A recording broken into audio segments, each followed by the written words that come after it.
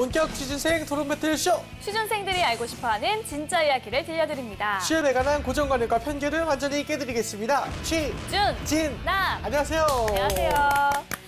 네, 오늘 취준진담 함께해 주실 최진희 대표님 모셨습니다. 어서 오세요. 네, 안녕하세요.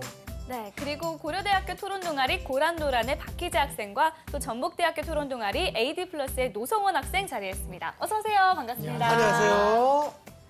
네, 이제 본격적인 하반기 공채 시즌이잖아요. 그래서 저희 취준진담에서 하반기 공채 특집을 준비했습니다. 예, 각 기업의 공채 경향도 알아보고 면접에 나올 만한 기출 문제로 토론도 해보는 시간을 가질 예정이니까요. 네. 하반기 공채 준비하는 분들 모두 다 시청해 주시기 바랍니다. 네, 오늘 그 공채 특집 첫 번째 시간인데요. 어떤 기업의 공채 트렌드를 좀 알아볼까요? 네, 오늘 첫 번째 기업은 바로 삼성입니다. 삼성. 네, 그래서 제가 오늘 파란색으로. 파란색, 네, 맞췄습니다. 네. 신경 썼습니다. 아, 제가. 그랬군요. 네. 이런 일단 센스까지. 삼성은 뭐 취준생들이 가장 가고 싶은 기업 조사하면 무조건 거의 빠지지 않고 1위 아니면 2위를 무조건적으로 하는 기업 아닙니까? 네, 실제로 맞습니다. 그 취준생들한테 삼성은 좀 어떤 이미지인지 좀 궁금하네요. 사실 이제 삼성맨이라는 이름이 갖는 힘에 대해서 조금 얘기를 하고 싶어요. 네네. 이제 과거에 이제 영화 7급 공무원을 보면은 배우 박성민 씨가 나와가지고 삼성맨으로 연기를 한 적이 있거든요. 근데 거기서 굉장히 세련되고 능력 있는 직장인으로 나와요. 아. 근데 이게 실제로 학생들이 느끼고 있는 삼성맨에 대한 인식이 아닐까 그렇게 생각을 해봅니다. 그렇군요. 우성원 학생은요? 못 들어가는 친구들은 있어도 안 들어가려는 학생이 없는 것처럼 하나의 드림처럼 여겨지고 있는 것 같아요. 맞아요. 네, 모두가 가고 싶어하는 삼성. 삼성의 이번 하반기 공채, 삼성 공채의 자세한 이야기를 핫 키워드로 준비해봤습니다. 먼저 첫 번째 키워드 공개해주세요. 매우 기대됩니다. 삼성 그 공채 모든 것 첫 번째 키워드. 네, 삼성이기 때문에 그냥 무조건적으로 기대가 좀 되는 것 같습니다. 직무 적합성 평가. NCS 아닙니까? 아니죠. 네. 네. 네. 첫 번째 키워드 준비한 송원 학생 설명 좀 부탁드립니다. 네, 지난해부터 삼성의 채용 방식에 변화가 생겼는데요. 네. 기존 채용 과정은 입사 지원, 그런 다음 직무 적성 검사, 자기소개서, 면접 순이었는데 지난해 하반기부터 직무 적합성 평가, 그리고 직무 적성 검사, 면접 순으로 과정이 바뀌었다고 합니다. 그렇다면 이 새롭게 들어간 직무 적합성 평가란 무엇일지 궁금하실 것 같은데 네, 궁금해요. 이 평가는 시험 형식이 아니라 직무와 관련된 서류를 제출하는 이제 일종의 서류 전형이라고 합니다. 기존의 서류 전형과는 좀 큰 차이가 있다고 하는데요. 평가 내용이 관련 전공 능력, 경험 등을 본다는 건데요. 이공계의 경우에는 연구개발, 기술, 소프트웨어 직군은 전공 관련 이수 과목과 학점 등을 중점적으로 본다고 하고요. 인문사학의 학생들에게는 에세이가 도입됐다고 합니다. 이제 계열사별로, 직군사별로 모두 다르게 제시가 된다고 하고요. 이를 통해서 실제 업무와 지원자들의 지원 역량이 이어지는지를 평가를 한다고 합니다. 이 삼성이 사트 전에 직무 적합성 평가를 넣게 된 원인 무엇이 있을까요? 가장 먼저 비용 면에서도 부담이 있었을 것 같아요. 삼성에서도 연간 20만 명이 시험을 본다라고 하면 그 시험 보는 장소도 대여를 해야 되는 거고요. 그렇죠. 그에 따른 비용이 상당히 많이 들어가고 있습니다. 그것보다 더 중요한 건 둘째로 이제 이런 사트를 중심으로 해서 지금은 이제 지사트로 바뀌었지만 이런 직무 적합성 평가를 하다 보니까 오히려 통과한 친구들이 인재 상황으로 무관한 친구들이 많았어요. 저도 면접관을 하고 있는데요. 네. 실제 면접을 볼 때 보면 이 친구들이 시험 성적이 좋아서 들어놨는데 현장을 너무 모르는 거예요. 직무에 대해서 전혀 모르는 거예요. 그래서 면접관들끼리도 얘네를 어떻게 합격을 시켜야 되나 말아야 되나 재공고를 해야 되나 이렇게까지 고민하는 경우를 본 적이 있어요. 세 번째는 사실은 정부에서 하고 있는 NCS. 네. 아까 딱 집으셨어요. 네네네, NCS. 네, 맞습니다. NCS 직무 역량 중심의 그런 일자리 정책을 정부에서도 펼치고 있기 때문에 그렇죠. 아무래도 정부에서도 직무 역량 중심이라고 했기 때문에 삼성도 뭔가의 직무 역량 중심의 채용 시스템이 변화됐다는 걸 보여야 되거든요. 그렇기 때문에 자기소개서 항목도 다 직무 역량 중심으로 바뀐 거고요. 직무 적합성 평가가 좀 더 내실 있게 다져졌다라고 보시면 되겠습니다. 알겠습니다. 자, 인문사회 계열 학생들에게는 그 에세이를 요구한다라고 했는데 좀 이런 거 통과할 수 있는 팁을 좀 알려주시면 안 될까요? 타 기업의 자소서를 쓰듯이 이 삼성의 자기소개서를 쓰거나 하면 예. 떨어질 것 같습니다. 왜냐하면 본인의 강점을 찾아서 직무적 역량을 어필해라라고 하지만 본인이 지원한 분야에 따라 이 직무 역량은 다르게 평가됩니다. 특히 계열사마다 이게 다른데요. 같은 삼성이라고 하더라도 삼성전자를 지원한다고 해도 삼성전자에 지원한 직무가 미래 사물 인터넷에 적용 가능한 소프트웨어는 무엇이냐라고 이렇게 물어봤다라고 하면 만약에 영업 마케팅을 지원하는 사람한테는 웨어러블 헬스케어의 미래 모습과 효과적인 홍보 방법에, 마케팅 방법에 대해서 얘기해라. 그래서 본인이 갖고 있는 마케팅이 어떻게 적용될 건지를 알아야만 이 자소서를 쓸 수가 있는 거고요. 경영 지원 파트에 지원한다고 하면 글로벌 경영 환경에 적합한 재무 관리의 전략은 무엇이냐 이렇게 하기 때문에 직무를 일단 알아야만 직무에 필요한 본인의 의견이나 이런 역량을 충분히 어필할 수 있어서 직무 역량 평가에도 아무래도 본인이 지원한 직무와 직결된다라고 보시면 되겠습니다. 네, 알겠습니다. 오늘 알려드린 팁으로 꼭 직무 적합성 평가 통과하시길 바라겠습니다. 자, 그럼 두 번째 키워드 공개해 주세요. 삼성그룹 공채의 모든 것 두 번째 키워드. 아이고, 무엇일까요? 자, G사트. 올게 왔네요. 네, 맞죠. 제가 이거에 대해서 엄청 잘 알지 않습니까? 설명 좀 부탁드릴게요. 사트 다음 거. 사트의 맞습니다. 다음. 사트에서 G사트로 좀 변경이 된 걸로 알고 그쵸. 있는데요. 네. 구체적인 사항 우리 희재 학생이 설명 좀 해주세요.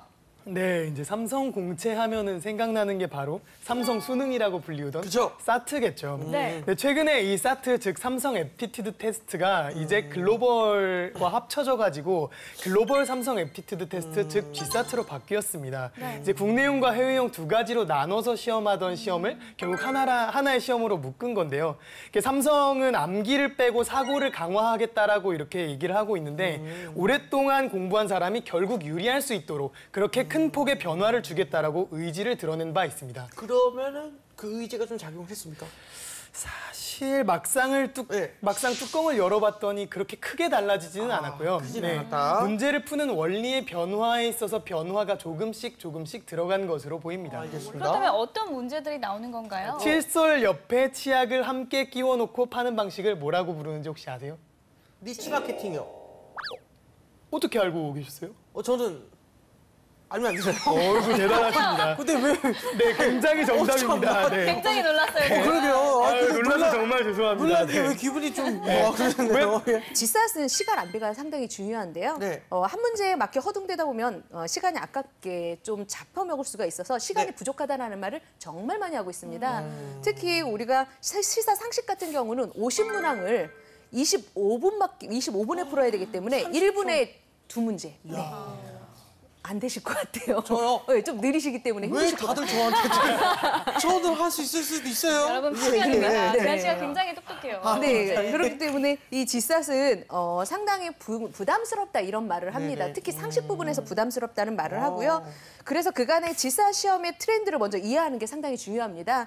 총 50문항이 출제되는데요. 각각의 7분야에서 우리가 경영, 경제, 과학, 한국사 등 한국사에서는 보통 10문항 정도가 나오고 있고요. 나머지 파트에서는 7문항씩 출제된다라고 보시면 될 것 같습니다. 그렇군요. 시사상식 문제에서는 보통 스마트 그리드라든가 자율주행이라든가 로봇 어드바이저라든가 뭐 전기차 배터리, 환율 같은 이런 가장 최근 화제를 모은 게 키워드이기도 합니다. 그렇기 때문에 항상 시사상식 볼 때는 최신 이슈가 되고 있는 이런 내용에 대해서 미리 알고 있어야만 풀 수 있는 내용들로 나와 있습니다. 또 시사 또 저희가 또 많이 알고 있죠. 네, 그렇죠. 네. 네네. 자, 알려주신 팁만으로도 고득점을 받을 수 있을 것 같은데 희재 학생 어때요?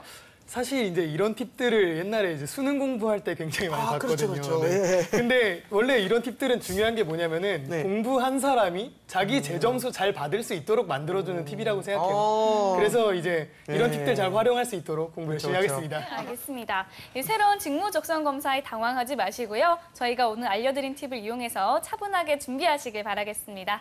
삼성 공채의 모든 것 이제 마지막 키워드 확인해 볼게요. 네.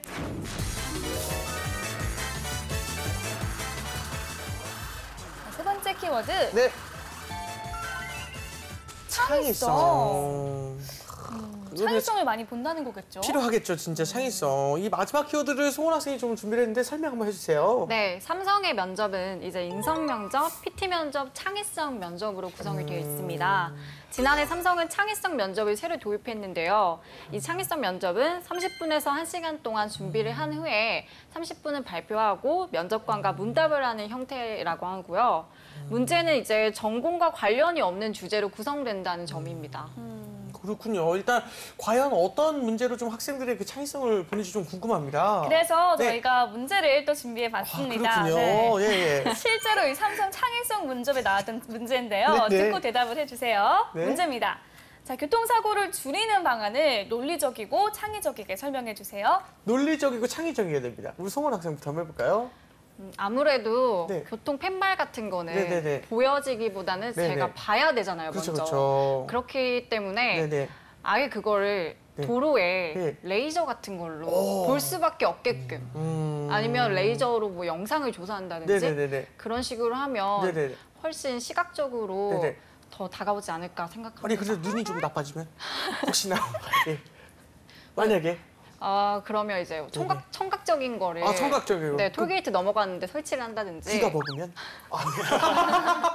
미안해요. 알겠습니다. 장난이에요. 예. 자, 오늘 희지 학생 한번 해봐야죠, 네. 희지 학생. 그러니까 단순히 이제 교통사고를 줄여야 한다라고 말을 하면은 약간 지나치게 포괄적이어서 일반론적인 해법밖에 나올 수 없다고 생각하거든요. 그래서 이제 조금 더 범주를 구체화시켜서 얘기를 해야 보다 독창적인 대답이 나오지 않을까 싶거든요. 그러니까 횡단보도에서 네네네. 사고를 줄이기 위해서는 어떤 것을 해야 될까라는 쪽으로 이제 접근을 해보고 싶어요. 그래서 지금 보면은 이제 시각장애인용으로 알림 버튼이 이제 준비가 되어 있잖아요. 그걸 조금 활용을 해가지고 비용적인 측면을 절약할 수 있게 앞에다가 이제 적외선 감지기 같은 걸 두어서 아직은 이제 빨간불이다 이러면 지나가려 그러면 경고음 지금 아직 빨간불이라고 해서 알려주는 형식으로 하면 사실 이제 한국인들이 굉장히 두려워하는 게 그거잖아요. 주변 사람들의 시선. 그래서 이제 다른 사람들이 보기에 나는 범법을 행하고 있는 사람이다라는 걸 적극적으로 알려주면은 그런 무단 횡단이 감소하고 결국 그거에 따른 이제 교통사고가 감소하지 않을까라고 생각을 합니다. 저도 개인적인 의견을 하나 내도 될까요? 네. 이 생각을 해봤는데 옛날에 한번 그런 적이 있었어요. 미국에서의 경우에 이 총기 사고가 줄어들려면 어떻게 하는 게 좋을까? 근데 창의적인 답변 중에 하나가 총 알값을 굉장히 비싸게 팔아야 된다. 그래야지 총을 쏠 때 정말 소중하게 쏠 수 있다라고 했는데 그걸 좀 응용을 하면은 이 교통사고 날 때 자동차 수리비 있죠. 수리비에 세금을 엄청나게 매기는 거예요. 자동차 수리비에다가. 그러면 당연히 이제 수리를 하지 않기 위해서 내 차가 어떻게든 안 다치게 하는 방향이 될 것이고 또 그러다 보면은 보험회사들이 굉장히 발달하게 될 수밖에 없겠죠. 그러다 보면 이제 사회적으로 일자리도 많이 창출이 되고 그러지 않을까 싶은데 네. 개변이었습니다. 잘 들었습니다. 자, 대표님 두 학생들의 대답 어떤가요? 우리가 창의 면접이라고 하면 획기적인 아이디어를 내거나 이렇게 그렇죠. 생각하시는 분들이 많으세요. 그리고 일반 다른 그룹사에서는 없던 창의 면접이라는 게 삼성에서 처음 도입됐기 때문에 이 창의 면접에 대한 두려움이라든가 창의 면접에 대해서 어떻게 대처해야 될지 모르겠다 이렇게 얘기하시는데요. 말이 창이지 저희가 그 내면을 들여다보면 네. 문제 해결 능력이라고 보시면 되는 거예요. 그렇죠. 상황의 문제를 어떻게 해결해 나가는지에 대해서 논리적인 사고와 창의적인 사고가 두 개가 다 있어야 됩니다. 예를 들자면 노성원 지원자 같은 경우는 상당히 아이디어가 좋았어요. 반짝였어요. 단 그게 논리적이냐라고 봤을 때 비용 거기에 들어가는 비용이며 아이디어는 좋지만 현실적으로 적용하기에는 좀 무리가 있는 그런 게 했기 때문에 답변을 했을 때 점수를 그렇게 크게 주기가 조금 어려웠던 부분이고요. 박희재 같은 지원자 같은 경우는 일상생활에서 바로 적용할 수 있는 대답을 해주신 거죠. 그런데 이제 너무 일반적인 답변이었기 때문에 그게 조금은 아쉬웠고요. 요즘 같은 경우는 자율주행이라든가 이런 것도 있잖아요. 그리고 차 폭이 어느 정도 가까워지면 예. 속도를 자동으로 줄일 수 있는 서로 이제 접하지 않게끔 그런 거를 좀 법제화시켜서 한다거나 그러면 자동차 자체가 처음에 이제 나올 때 생산할 때부터 그걸 법제화시킨다고 하면 자동차의 사고를 조금 더 줄일 수 있는 방안이 나올 수도 있기 때문에 그런 좀 더 현실적이고 최근 이슈와 관련된 걸 연결해서 답변해 주는 걸 좋아합니다. 네, 알겠습니다. 저는 좀 어땠나요? 수리비를 올려라. 네. 수리비를 올려라. 그것도 좋은 방법 중에 하나인데요. 창의적 있지 않습니까? 창의적. 그건 석유값을 올려라 하는 네네. 말하고 같습니다. 그건 김영란 때문에 안 돼요. 네, 알겠습니다. 창의성이 그냥 나오는 게 아니잖아요. 예. 평소에 책이나 신문을 많이 읽으면서 많은 지식을 머릿속에 쌓아두는 것이 중요할 것 같습니다. 맞습니다. 일단 아는 만큼 보이는 거 아니겠습니까? 네. 많이 읽고 많이 보면 그만큼 창의력도 생길 겁니다. 삼성 공채에 대해서 그동안 인사 담당자들이 취준생들에게 절대 알려주지 않았던 진실을 낱낱이 파헤쳐 보도록 하겠습니다.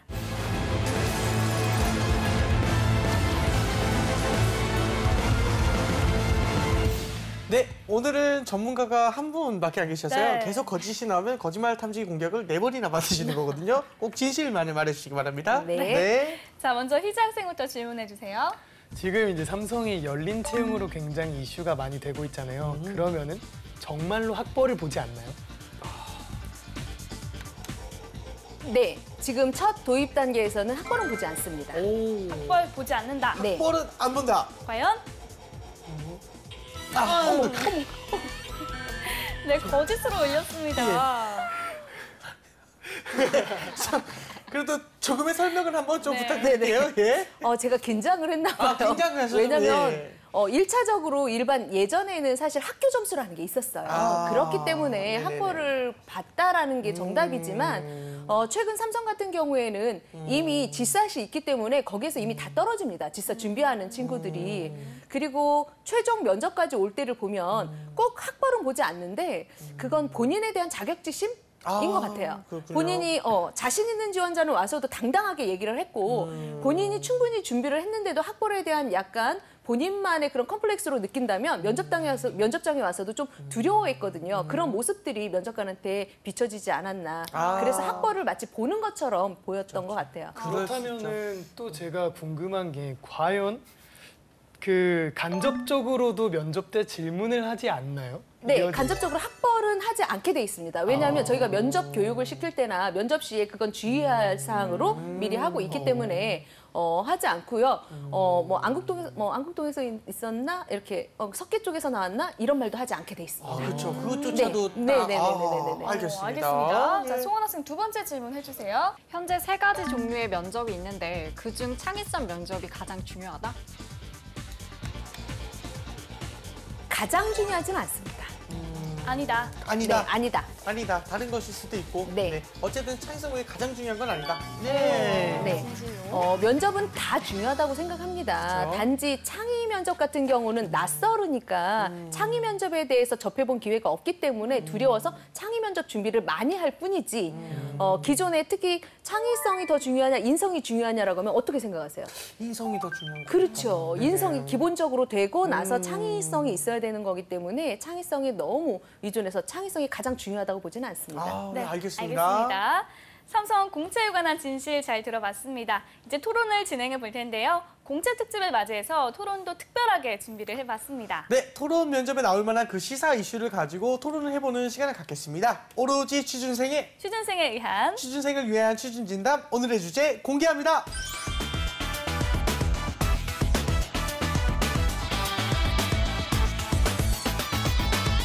네, 오늘 취준진담 주제는요. 요즘 아주 화제가 되고 있는 법이죠. 그쵸. 김영란법 시행이 가져올 변화는 부패 척결 대 내수 위축입니다. 그렇죠. 일단은 부정청탁 및 이제 금품 수수의 금지에 관한 법률로 일명 김영란법이라고 불리는 이 법률이 이제 지난 28일 좀 시행이 됐습니다. 네, 맞습니다. 네. 입법 예고 4년 1개월 만에 청렴 사회로 가는 거대 실험을 시작한 건데요.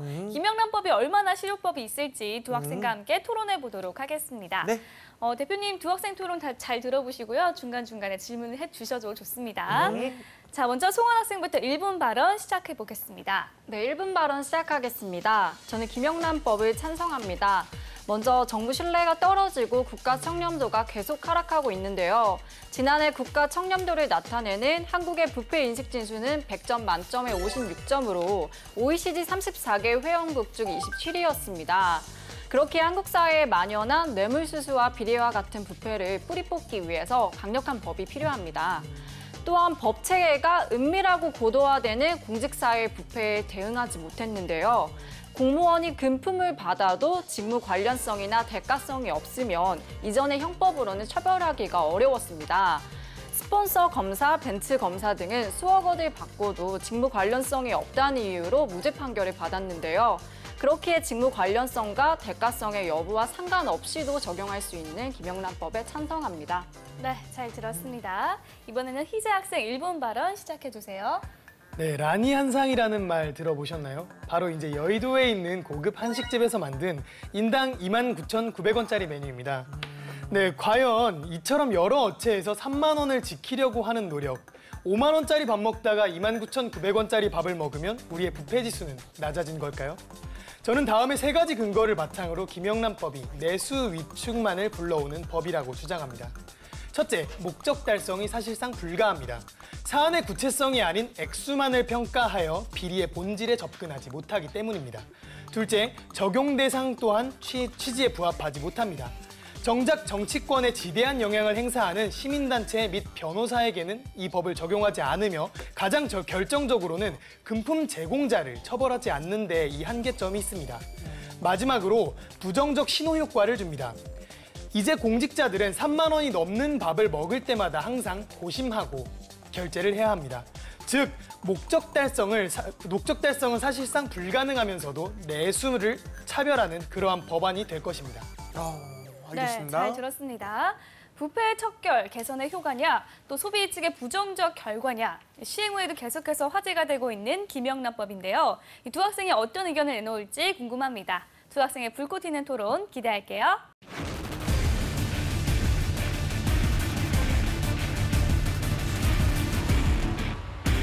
네, 희재 학생부터 발언해 주세요. 네, 먼저 대한민국이 현재 부패가 심각하다는 사실 자체에는 먼저 동의를 합니다. 하지만 그것이 과연 김영란법을 통해서 나아질 수 있느냐라는 질문에는 동의하지 않거든요. 그래서 그런 부분에서 과연 김영란법이 어떠한 의미로 이 부패를 척결할 수 있다라고 주장을 해주시는지 그것에 대해서 좀 더 구체적으로 말씀해 주시길 부탁드리겠습니다. 일단 대상의 공무원뿐만 아니라 이 업무에서 공공성을 띠는 사람들이 많이 포함이 됐는데요.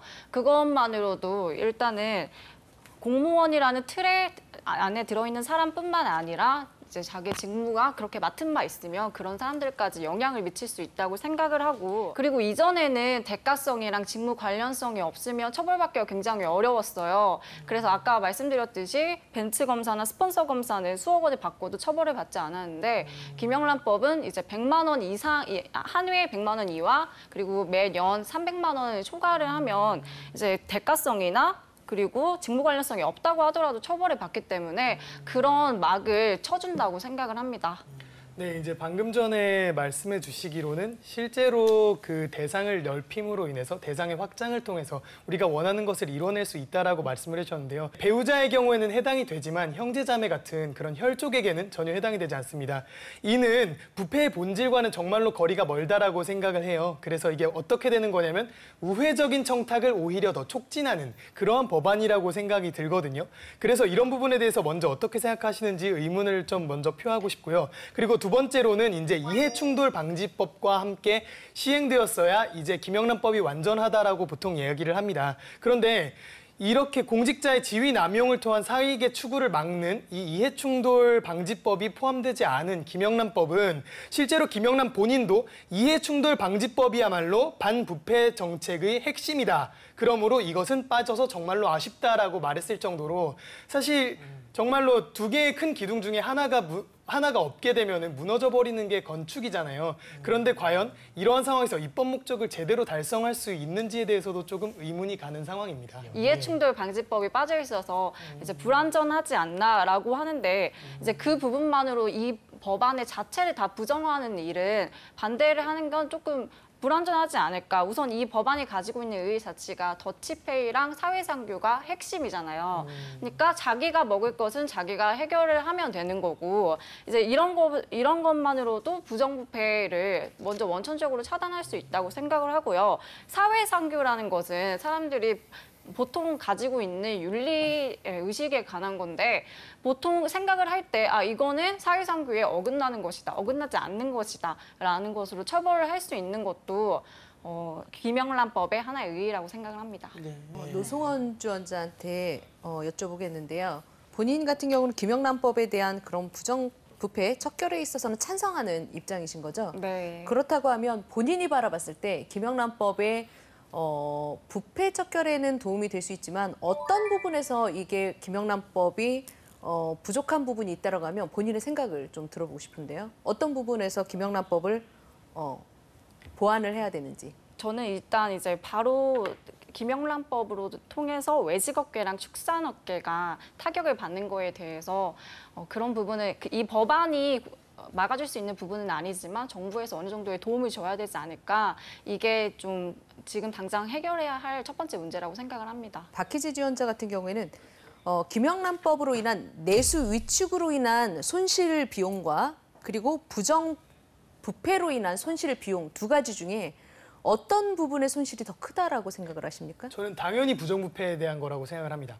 하지만 중요한 것은 그거죠. 이 김영란법을 통해서 이 부정부패를 막을 수 있느냐라고 말하면 그것에는 의문점이 드는 상태에서, 그러니까 기존 법에 대한 김영란법의 차별화된 장점이 나타나지 않은 상태에서 내수 차별은 이미 가시적으로 드러나 있는 사실이잖아요. 그래서 한쪽은 효과를 장담할 수 없고 한쪽은 이미 손실을 보고 있다면은 이것은 추가적인 손실이 발생한 것이라고 생각을 하거든요. 실제로 나타나 있는 그러한 폐단들이 있음에도 불구하고 어째서 굳이 김영란법이어야 하는가라고 그렇게 말씀드린 바입니다. 그러면 김영란법이 아니라면 네. 김영란법을 대체할 수 있는 그런 법안을 생각을 하신 게 있으신가요? 예, 그러니까 이해충돌 방지법이죠. 그래서 공직자가 지위를 남용해서 사익을 추구하면 안 된다라고 이야기를 하는 법인데요. 전 사실 이 법이 훨씬 더 중요하다고 생각을 해요. 김영란법은 그저 입증 책임의 전환이라면은 이거는 내가 실제로 누군가를 정말로 혜택을 줬다라고 말을 하면은 그저 대가성이 있었다라고 그냥 판단을 해버려서 그래서 처벌을 하는 법이잖아요. 사실 이 법에 대해서는 문제될 것이 없거든요. 실제로 나타날 수 있는 내수 침체 같은 그러한 폐단 또한 발견할 수가 없고요. 이해충돌 방지법으로 한다라고 하면 또 누군가는 변론을 하겠고 그 충돌에 있어서 무엇이 옳고 그름이냐에 대한 분쟁이라는 시간적인 문제를 다투게 돼 있는 부분으로 알고 있고요. 김영란법 같은 경우는 신고제이기 때문에 신고를 접하면 바로 처벌을 할 수 있게 돼 있기 때문에 이해방지 충돌법에 대한 그런 부분들이 김영란법을 대체하기에는 조금 부족하지 않은가요? 사실 오히려 혈족 등을 이제 제외를 시킴으로 인해서 더더욱 우회적인 청탁을 가능하게 만들어준 법이라고 생각을 해요. 그래서 얼마든지 김영란법을 회피를 해서 청탁을 할 수 있는 상황에서 김영란법이 실효성은 없는데 그렇다면 우리가 할 수 있는 최선의 노력이 무엇이냐.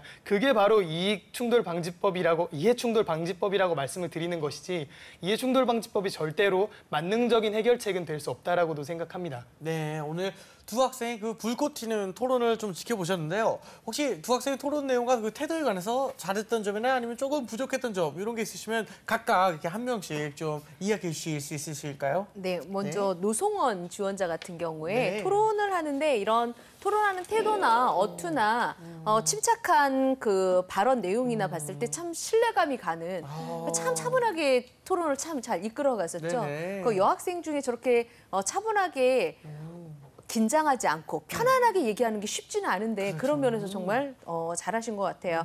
그리고 초반에 본인이 OECD 34개국 중 우리나라가 부정부패 27위를 하고 있다라는 이런 근거를 대서 부정부패 우리나라의 이제 만연한 이 현실을 좀 보여주고 다른 나라하고 비교해서 했던 그런 자료들, 근거 자료들은 좋았습니다. 반면에 그 박희재 지원자 같은 경우에는요. 처음에 상당히 논리적으로 1분 발언부터 논리적이었죠. 세 가지로 들어보았습니다. 그래서 첫째, 둘째 세 가지로 논리적으로 했는데 이 논리적인 게 너무 강했던 부분들이 있습니다. 논리적으로 한다라는 건 처음에 논리적으로 했기 때문에 이 친구는 토론 면접에서도 상대를 참 논리적으로 잘 설득하겠구나라고 저는 기대를 하고 봤거든요. 사실 그러면 본인의 의견을 상대를 설득하기 위해서 논리적으로 계속 풀어가셨는 게 더 좋은 태도를 점수를 받을 수 있는 부분인데 토론하는 중간중간에 노송원 지원자한테 자꾸 질문을 하세요. 본인이 상대를 설득하는 게 아니라 본인의 의견으로 내수가 위축됐기 때문에 그래서 이 김영란법에 대해서 어느 정도 보완을 해야 된다라든가 내수를 위축하지 않는 이렇게 이끌어 가셔야 되는데 상대에 대한 공격적으로 계속 바뀐 거예요. 질문이 그렇다면 질문해도 될까요? 그렇다면 질문하겠습니다. 해서 상대의 답변을 자꾸 들으려고 한다라는 거죠. 이런 토론 면접에서는 상대를 공격하는 것보다 자신의 의견을 적극적으로 설득하려고 어필하는 부분들이 훨씬 더 좋습니다. 이 두 학생은 대표님의 이야기 참고해서 토론 면접 볼 때 잘 참고하면 좋을 것 같습니다. 자, 지금까지 삼성 하반기 공채 정보와 시사 이슈에 대한 토론 진행해봤습니다. 정말 하반기 공채가 성큼 다가왔음이 느껴졌어요. 이제 시작이니까 우리 취준생들 조금만 더 힘내시기 바랍니다. 네, 다음 주 취준진담도 하반기 공채 특집으로 이어지니까요. 많은 기대 부탁드립니다. 지금까지 취준진담 함께했습니다. 오늘 자리해주셔서 감사합니다. 감사합니다. On your own.